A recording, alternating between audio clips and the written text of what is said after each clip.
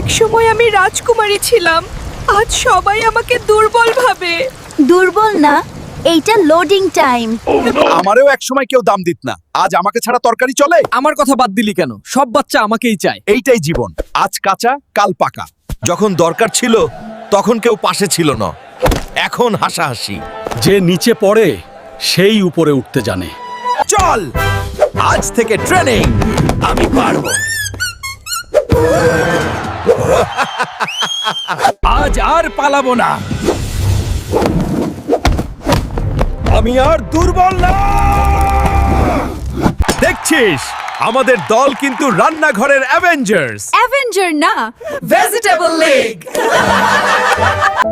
একজন একা কিছু না, কিন্তু সবাই মিলে সব।